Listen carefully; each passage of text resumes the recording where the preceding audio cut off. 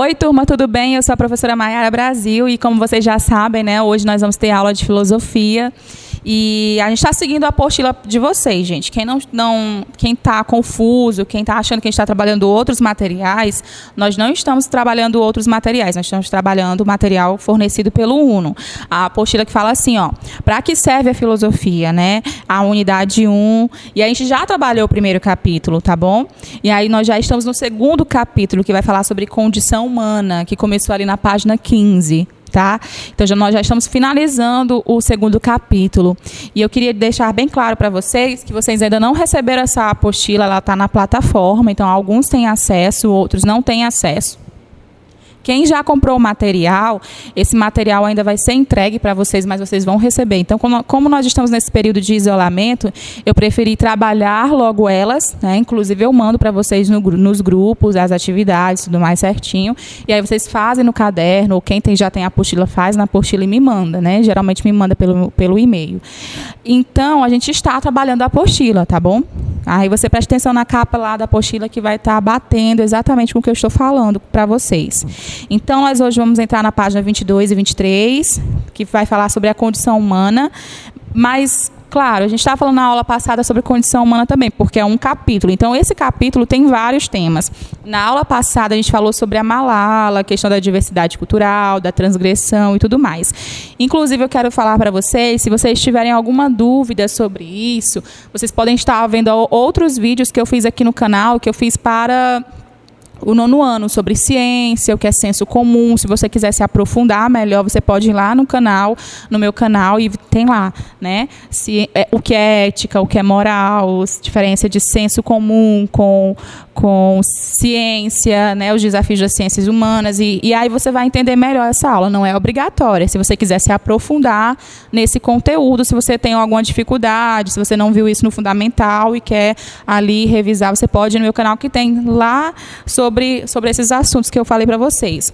Então, hoje nós vamos falar sobre cultura e diversidade. Hoje nós vamos falar também sobre um tema um pouquinho polêmico, e eu quero que vocês prestem bem atenção, que isso aqui é um tema recente e é preciso falar sobre ele para a gente entender melhor o que está acontecendo na nossa sociedade. Primeiro nós vamos falar sobre o que é cultura, o que é diversidade, depois nós vamos falar sobre gênero, tá? Identidade de gênero. Então, vamos lá. Então, há diversidades, múltiplas possibilidades de convivência. Então, quando o autor diz isso para a gente, ele está querendo dizer o seguinte, que a gente pensa que todo mundo precisa ter o mesmo pensamento que a gente, só que não, né? Hume, ele vai citar ali que o caráter ele é formado de várias paixões que nós temos.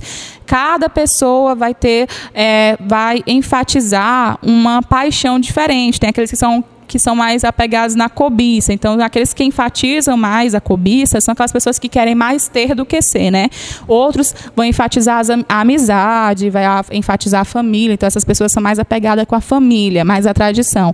Então, as nossas paixões vão definindo os nossos caráter. E, às vezes, a gente pensa que todo mundo pensa do mesmo jeito que a gente, mas não é. As pessoas têm suas próprias vivências e elas enfatizam paixões diferentes. Por isso que as pessoas têm caráter diferente e múltiplas possibilidades. Ao contrário das ciências da natureza, que vocês estudam com as grandes professoras da escola, que eu admiro muito, como a Eliene, como a Neuci, entre outras professoras das ciências da natureza, né? Vocês vão ver aí o quê? Que elas falam sobre realidades que se repetem, fenômenos que se repetem, mas nas ciências humanas não é assim. Se eu pegar um experimento e testar em uma pessoa, essa pessoa vai ter uma sensação na primeira vez. Se eu fizer esse mesmo experimento com a mesma pessoa uma segunda vez, essa pessoa vai ter sensação diferente, vai ter uma experiência diferente. Todas as vezes que eu for fazer uma experiência com aquela pessoa, ela vai ter uma nova percepção, uma nova experiência com esse objeto. Então, o ser humano ele não é fácil de estudar. O ser humano ele não tem a mesma cabeça, ele tem a sua própria individualidade, inserida, claro, no seu contexto, na sua cultura. E aí, muitas vezes, a gente tem a tendência de rejeitar aquilo que é diferente da gente, né? A gente tem essa facilidade de quando encontramos algo que é estranho, que é diferente do nosso pensamento, da nossa cultura, a gente tem a tendência de rejeitar, dizer que o jeito que aquela pessoa vive, o jeito que aquela pessoa pensa é errado e o meu jeito é o certo. Você já percebeu isso? Acontece diariamente na nossa sociedade. Vou dizer uma coisa que é muito simples, mas que acontece no nosso dia a dia e que a maioria de vocês fazem memes, compartilham e eu vejo muitas vezes nas redes sociais. Por exemplo, a questão dos vizinhos. Vocês já perceberam que toda vez que chega um vizinho novo, que tem uma rotina diferente, os vizinhos mais velhos daquela rua começam a criticar, até senta na calçada para falar da vida da pessoa, para falar o que a pessoa fez, na hora que sai, com quem conversa, né? A pessoa dá um relatório todinho da vida dela. E aí, geralmente, essa pessoa que fica se sentindo observada, igual o Big Brother, né? Que a gente assiste todos os dias, que já está acabando, inclusive. Aí a gente percebe o quê, né, gente? A gente percebe que a pessoa se sente vigiada. E essa pessoa começa a dizer o quê? Né? Eu não gosto dos meus vizinhos são chatos. Os vizinhos da mesma forma. Os vizinhos vão olhar para essa pessoa, que estranho. Essa pessoa faz tudo errado, essa pessoa só conversa com gente errada, desconhecida. A gente acaba criando uma imagem das pessoas. Olha como é bem do nosso dia a dia mesmo, essa questão do estranhamento. Às vezes chega uma pessoa nova, a nossa tendência é de rejeitar essa pessoa. Antigamente, no século XIX, no século XVIII, quando chegava uma pessoa nova na cidade, se não tivesse o nome de uma família importante ou um nome de uma família que era conhecida, a pessoa muitas vezes era rejeitada. Nem quando ela ia ao comércio ela conseguia ali ser atendida, porque ninguém queria atender um estrangeiro, um estranho, né? Ninguém queria ali atender uma pessoa que era desconhecida. Eles eram rejeitados mesmo. E agora você imagina isso no século XXI, né? Você pensa, isso não existe mais. Mas será que a violência ela não mudou? Ela não criou novos rostos, né? Talvez mudou. Quando a gente quer que as pessoas pensem da mesma forma que a gente acaba estranhando e acaba excluindo, menosprezando. Por exemplo, quando os filhos da gente, claro que eu não tenho filho, né? Mas vamos imaginar aí que vocês que tenham pais, né? Provavelmente os pais de vocês, eles criaram vocês para a maioria, né?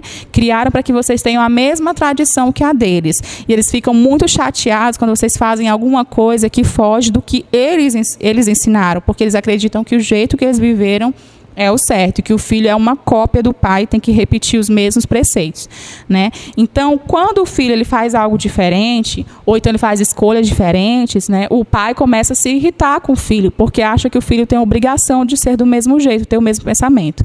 Eu vou dar um exemplo claro para vocês. Por exemplo, uma pessoa que quer que o pai quer que o menino seja médico, mas ele não tem nada a ver com a medicina, ele não gosta nem na hora que vê um sangue começa a desmaiar, ele quer fazer arte, ele quer ser cantor, né? Aí o pai, não, isso não é para o meu filho. E aí, gente, o que acontece? Acontece que o pai, ele colocou um padrão para o filho, ele quer que o filho siga aquele padrão. Não é à toa que vários cantores, principalmente sertanejo, né, saíram daquela condição que o pai e que a mãe viveram. Muitas vezes os pais queriam que eles fossem advogados, que eles fossem médicos, e eles saíram para poder cantar. Muitos fazem sucesso até hoje, né, que são ícones aí da música sertaneja, e eles mudaram a vida deles. Eles ganham bem tanto quanto qualquer outro profissional.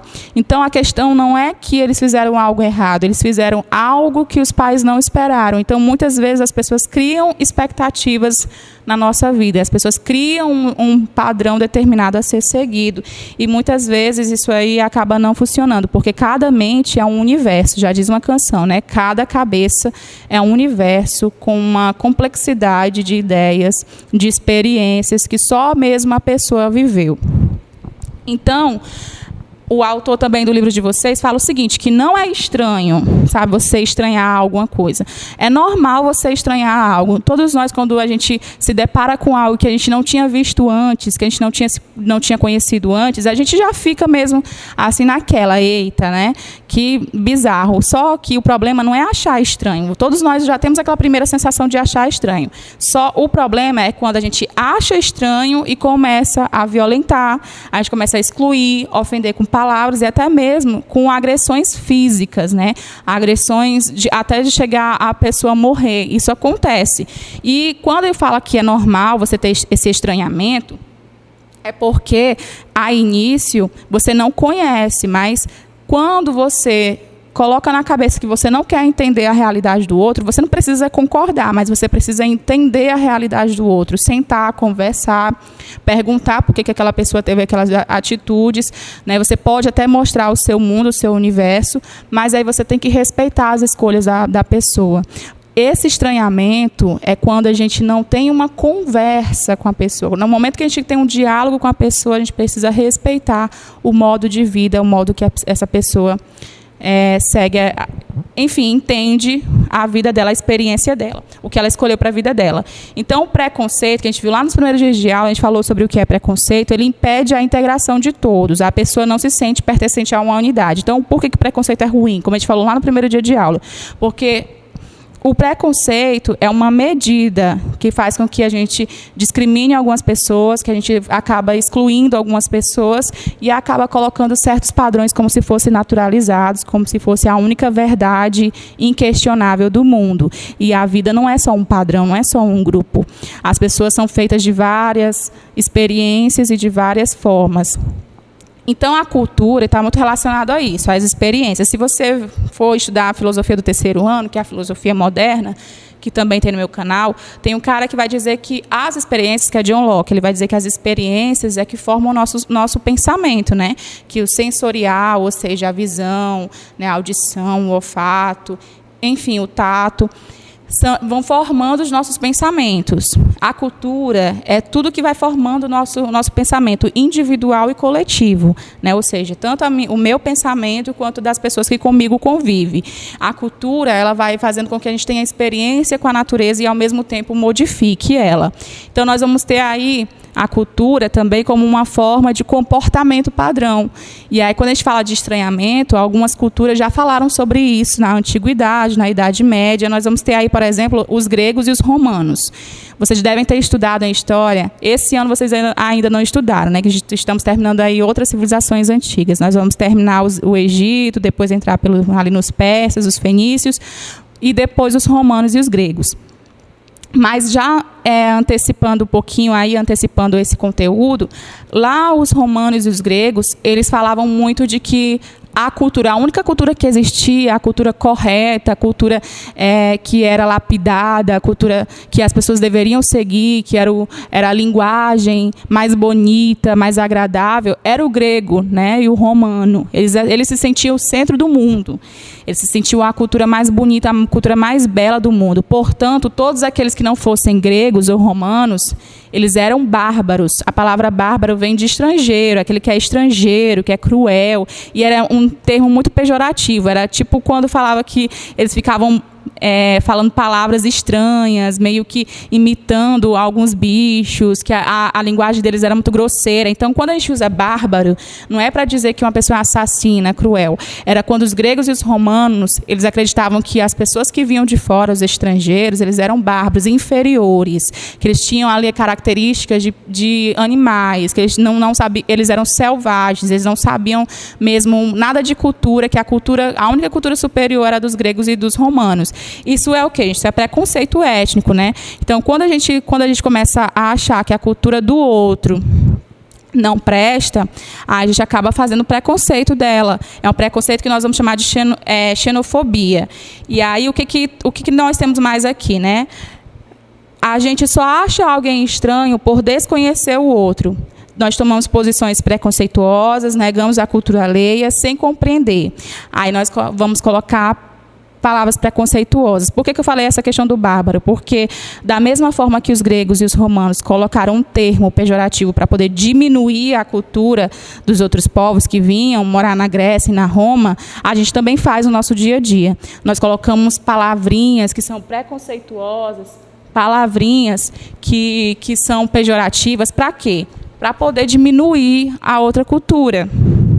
Muito apelidinho que é usado para poder menosprezar as pessoas, apelido que é usado para ofender as pessoas, apelido que é usado para violentar as pessoas. E a gente diz o quê? Não, é só uma brincadeira, não estou diminuindo, mas as palavras, ela carrega, sim, ideologias, carrega, sim, um conteúdo agressivo, que a agressão não é só você ali bater em alguém, a agressão também é você ofender com palavras, muitas vezes ofender com atitudes, e essas palavras, elas são discriminatórias porque elas acabam excluindo as pessoas. Então, um exemplo claro aí de preconceito é o século XIX, que vocês ainda não estudaram, vocês estudaram ali no 9º ano. No 9º ano vocês viram isso, no 3º ano vão ver de novo, que é a questão do neocolonialismo, quando os países europeus começaram a colonizar a África e a Ásia. E aí eles usaram de quê para poder explorar e matar as pessoas? Eles usaram do eurocentrismo, ou seja, a cultura europeia é superior, a cultura europeia é a única que é válida, as outras ou são primitivas, como os asiáticos, ou são selvagens, bárbaros, como os africanos. Então, olha só, a retomada do termo bárbaro foi para quê? Para justificar o roubo dos europeus, né? E também as mortes que o europeu causou, fora os estupros, fora um monte de coisa aí que vocês vão ver em história. Então, olha só, essa palavra, por mais que pareça simples, foi usada para poder justificar uma violência. Uma não, várias violências com o povo que até hoje tem sequelas na África e na Ásia por causa disso. E aí, eles usaram isso para poder dizer que não, eles estavam ajudando, que eles estavam fazendo um favor para os negros. Inclusive, eu até trouxe para vocês, eu vou mostrar quando eu for compartilhar esse vídeo, né, vou mostrar para vocês um cartaz da mesma época do neocolonialismo, né, que era um cartaz fazendo propaganda a um sabonete. Então, o europeu, e era em inglês, a Inglaterra, o europeu queria vender o sabonete, estava vivendo aquele momento de neocolonialismo, de ajuda humanitária para a África, né, roubando, matando, tirando tudo, e ainda por cima tinha a violência psicológica, ou seja, as propagandas, as mídias que faziam discriminação contra os negros africanos, que era o quê? Pegava o negro, era como se fosse uma charge. O primeiro quadrinho era mostrando uma pessoa branca e um negro na bacia, e o sabonete ali na mão do cara branquinho, um menino branquinho. Na segunda charge, o negro estava branco, do pescoço para baixo, e a criança ali estava ensaboando o negro. O que essa imagem quer dizer? Essa imagem é uma violência ideológica, que é usada para poder diminuir a cultura africana, como se ser branco, ser europeu, é uma questão de superioridade. Então, essas palavras, elas trazem uma questão também de discriminação, de separação, de segregação. Então, quando a gente fala que algumas palavras devem ser usadas corretamente e a gente deve excluir outras, é porque essas palavras, elas carregam uma ideologia, violência contra um povo, contra uma etnia.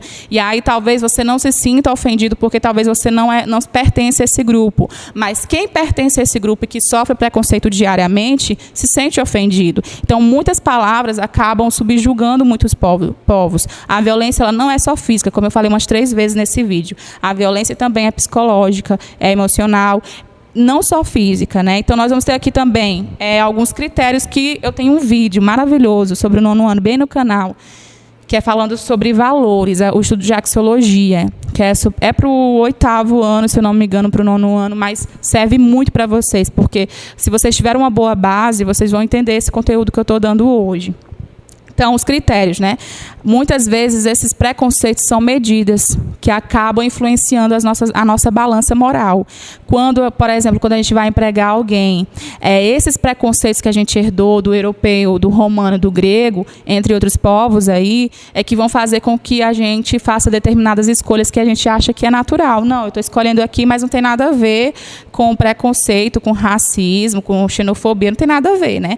Só que, na verdade, a gente acaba herdando isso de forma inconsciente, a gente acaba naturalizando. E aí se torna uma balança moral, como um empregador, né? Quando uma pessoa chega, e aí aconteceu já na vida real, como eu falei para vocês uma vez, uma aluna minha chegou e pediu um emprego para o cara. Ela levou o currículo, claro, passou por uma entrevista e... Enfim, como eu falei para vocês na sala, teve uma situação constrangedora com essa menina, que ficou claro que ela não ia ser empregada por ser negra. Então, o que acontece? A maior parte das pessoas dizem que não tem preconceito, mas existe preconceito. E esses preconceitos, geralmente, eles são históricos, que fazem com que a gente coloque peso para um lado e a gente favoreça outros lados. Geralmente, o lado que fica mais pesado, o lado que sofre mais a exclusão social, geralmente são esses que a gente carrega desde o começo da colonização, como, por exemplo, o racismo, a questão da exclusão das mulheres, da homofobia, da xenofobia. E aí nós vamos ter também a questão dos critérios de beleza e de feiura. Você já percebeu, esses dias eu estava conversando com uma colega minha, E ela falou que nós estamos numa geração muito mimimi, que a gente tem que achar tudo bonito. Gente, não é que você tem que achar tudo bonito, mas você já percebeu que a questão do feio e bonito também é uma construção social, né? Não existe ninguém feio nem bonito, porque depende do olho de quem vê, né? Por exemplo, eu posso estar namorando com uma pessoa, e aí todo mundo diz que aquela pessoa é feia, mas aos meus olhos aquela pessoa é linda. Então, qual foi o critério que eu usei, né? As minhas experiências. Então, a beleza e a feiura, ela não é uma realidade natural, ela é uma realidade construída, é uma realidade cultural. Existem vários tipos de pessoas e vários tipos de padrão. E aí, como a gente é educado nessa cultura racista, a gente acaba por achar padrão bonito aquelas pessoas branquinhas, do cabelo liso, loira, dos olhos azuis. Então, esse é o padrão. Mas se você for analisar esse padrão, é histórico, porque foram anos, séculos, dizendo que o negro não prestava, dizendo que o negro era burro, que o negro era para carga, né, o trabalho de carga. Ou seja, eram várias violências que passaram por séculos, que fizeram com que a nossa mente acreditasse que a pessoa negra é feia. Só que não é isso, essa é uma construção. Outro exemplo também é porque no século XX já alguns movimentos começam a surgir para poder questionar isso. Por exemplo, o movimento Black is Beautiful, né? Que foi falado sobre o quê? Que existe sim beleza na pessoa negra. Acontece que as pessoas elas estão tão adaptadas nesse racismo, elas começaram a naturalizar esse racismo que não conseguem ver, né? Foi um momento que o cabelo voltou, as meninas pararam de pranchar o cabelo, de alisar o cabelo, começaram a deixar o cabelo crescer cacheado, crescer crespo. Inclusive, quando eu era mais pequena, tinha uma turma de meninos que gostavam de jogar chiclete na cabeça das meninas que tinham cabelo cacheado, que tinham cabelo crespo. Por quê? Porque dizia que aquilo não era cabelo de gente. Então, se você analisar, a gente acabou construindo esse aspecto de beleza e de feiura, não porque tem um padrão determinado, mas porque a gente acabou criando na nossa cabeça. E aí, como eu falei para vocês, a beleza é relativa. Talvez a pessoa que fulano ache feia, o outro que tem uma experiência diferente ache bonita. Porque não existe, isso é coisa que a gente inventou. E muitas vezes a gente fica aprisionados num padrão que não existe, que aí na filosofia nós vamos chamar também de caverna contemporânea. A gente fica presa que a pessoa tem que ter uma barriga tanquinho, a gente fica presa que a pessoa tem que ser alta, tem que ser magra, e a gente nunca vai se encaixar, porque nós somos milhares de pessoas, milhões de pessoas, e você querer que todo mundo seja do mesmo jeito é uma loucura que nunca vai ser possível, é uma utopia. Então, cada um tem seu próprio jeito, até o seu jeito de falar. Tem pessoas que querem que a gente fique falando do mesmo jeito, no mesmo ritmo, tenha o mesmo comportamento. Isso é uma loucura, isso é impossível. Porque cada pessoa tem a sua própria realidade no seu país, tem a sua própria etnia, tem o seu próprio jeito. Então, por que vai ser do mesmo jeito, né? O mesmo pensamento. Então, na Europa também, nós vamos ter um exemplo claro de intolerância cultural. Por quê? Como a gente sabe, algumas regiões, países da Arábia, da região arábica, passa por muitos conflitos, guerras, e muitas pessoas precisam sair dessa região para poder sobreviver. Não é nem uma questão de sair do país para trabalhar, também, mas tem muita gente que sai do próprio país para poder ter uma chance de viver, porque nós sabemos, se você pegar aí na internet, você vai ver a guerra na Síria, você vai ver muitas crianças morrendo, prédios sendo derrubados, bombardeados, crianças não podem ir para a escola, professores, quando vão lecionar, tem que lecionar escondidos, se são pegos ali educando, ensinando, eles são mortos, executados, crianças de 5 anos com arma metralhadora na mão para poder guerrear. Então, é uma realidade triste. Então, a maioria, não querendo viver essa realidade, foge, sai do país. E o que aconteceu nesses últimos anos? Nós estamos vendo que tanto os Estados Unidos está criando muros para não receber pessoas que migram do México, da América Latina,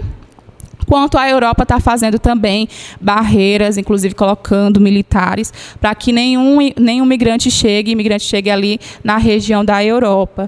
E aí a gente vê que tem algumas imagens na internet muito chocantes, que eu não vou colocar hoje para vocês não começarem a chorar aí, que eu sei que vocês são sensíveis que nem eu, que é de algumas criancinhas que nem chegam na praia, né? São atacados, acontece um naufrágio e eles acabam se afogando, e aí chegando só as criancinhas, o corpinho da criança pequenininha, toda frágil na praia.